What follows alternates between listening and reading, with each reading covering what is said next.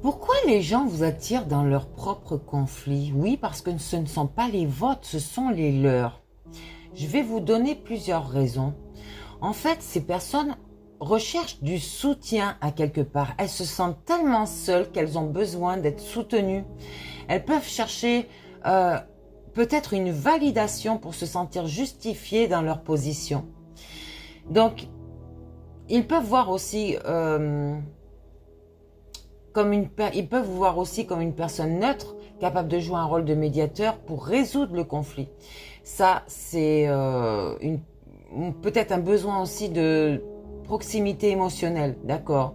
Si vous êtes proche d'eux, ils peuvent se tourner vers vous pour obtenir du réconfort et des conseils. Donc, peut-être que ces personnes pensent que vous avez une influence sur soit d'autres parties, d'accord, et que vous pouvez aider à changer la situation en leur faveur. En fait, ces personnes se servent de vous. Mais pour vous, il est important de fixer des limites claires, d'accord, pour protéger votre bien-être émotionnel à vous. Et est-ce que vous avez déjà été dans cette situation? Quelqu'un qui vous provoque un conflit alors que vous n'avez rien à voir là-dedans. Comme si c'était venu comme ça, boum, on cherche à vous perturber. Et comment vous l'avez géré ce truc-là? Moi, je vais vous donner euh, quelques stratégies pour éviter pour gérer tout ça, d'accord? Donc ici, on établit des limites claires, d'accord? On fait savoir aux personnes impliquées que vous préférez ne pas prendre parti si c'est entre un couple, ou si c'est pour une raison professionnelle. Des fois, il vaut mieux rester à sa place, d'accord? On peut dire quelque chose comme je comprends que c'est important pour toi, mais je préfère rester neutre. Par exemple. Parce que dès l'instant où vous allez vous mettre à l'intérieur là, peut-être que l'autre partie va vous attaquer encore plus et ça va faire une embrouille même pas possible.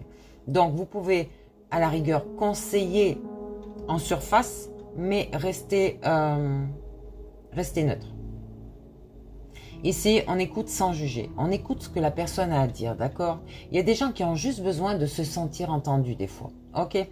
Donc, on encourage la communication directe. On suggère aux parties en conflit de parler directement entre elles pour résoudre leurs différends. À la rigueur, vous pouvez servir de médiateur, mais sans jugement, d'accord? Vous pouvez dire, je pense que ce serait plus productif si tu en parlais directement avec l'autre personne, ok? Donc, on offre des solutions constructives.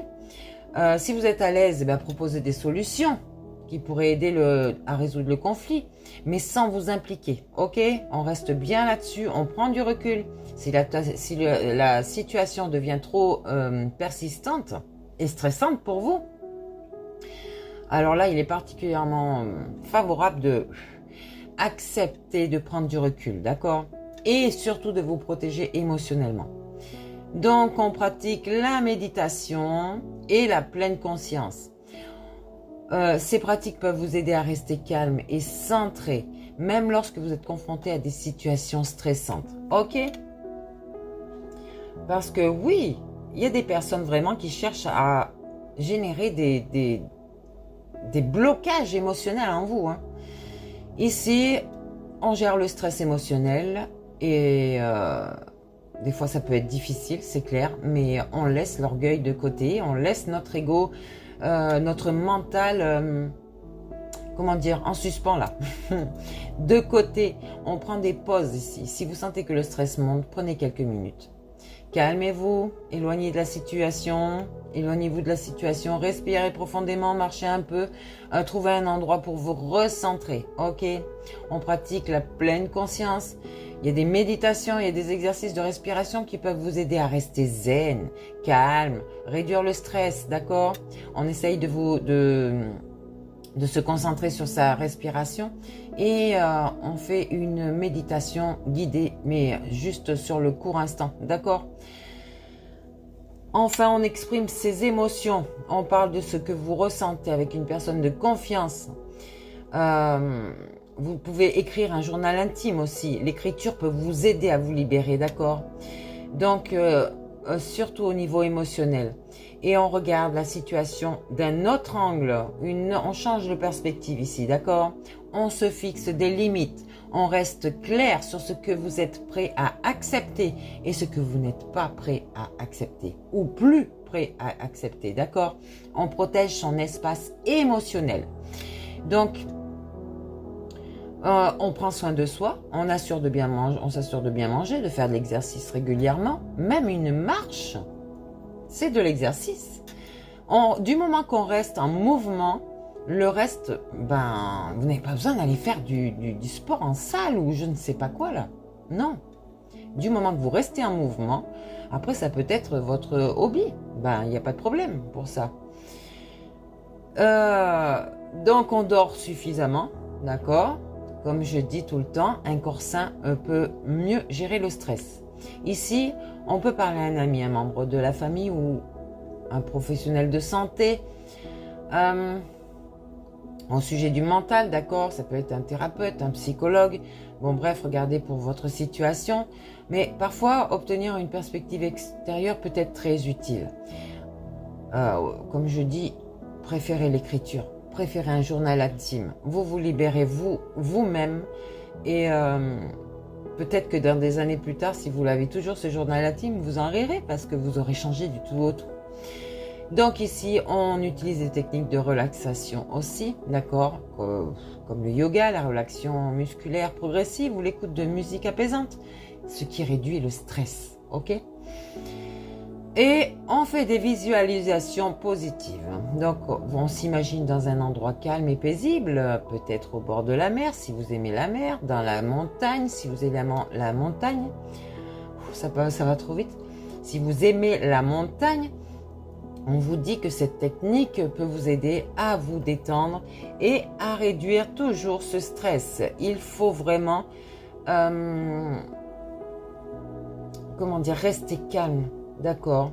Quand vos émotions sont très fortes, vous pouvez vraiment être perturbé, vraiment. Donc on fait la respiration profonde, d'accord? Vous pouvez... ces émotions vraiment intenses, ça peut être vraiment des défis pour vous. Des défis pour apprendre à gérer ce stress ici, d'accord? Donc on pratique la respiration profonde, on prend quelques longues inspirations et profondes respirations, d'accord? On inspire lentement par le nez et on expulse par la bouche. Donc quand vous prenez votre respiration, vous bloquez quelques secondes, et vous expirez lentement par la bouche. Vous comptez 8 secondes comme ça. Cela peut vous aider à calmer votre système nerveux, d'accord? Votre cerveau. Ici, on pratique la méditation régulièrement pour renforcer votre capacité à rester calme. Même quelques minutes par jour peuvent faire la différence, d'accord? On s'ancre, on se concentre sur ces sensations physiques pour s'ancrer dans le présent, d'accord? Donc, vous sentez vos pieds sur le sol ou vous pouvez toucher un objet proche, d'accord? Vous vous ancrez. On visualise, toujours pareil, un endroit calme et paisible et vous ressentez cette tranquillité et cette sérénité qu'il vous procure, d'accord? Donc, je vous ai dit beaucoup, verbalisez à quelqu'un ou écrivez sur une page blanche, vous écrivez votre journal intime, d'accord? Vos émotions du moment, votre journée, ce qu'il s'est passé, voilà, plein de choses, toutes vos émotions, libérez tout ça. Donc, on tient ce journal intime avec des pensées et des émotions, donc, et peut-être aussi ça... vous libérez de sentiments forts que vous percevez peut-être pour quelqu'un, d'accord? Donc, on fait de l'exercice physique pour libérer ces tensions accumulées. Oui, vous pouvez faire du sport en salle ou, comme je vous ai dit, une simple marche peut vous aider à réduire le stress et à clarifier votre esprit. On fait l'autocompassion et on a des techniques de relaxation.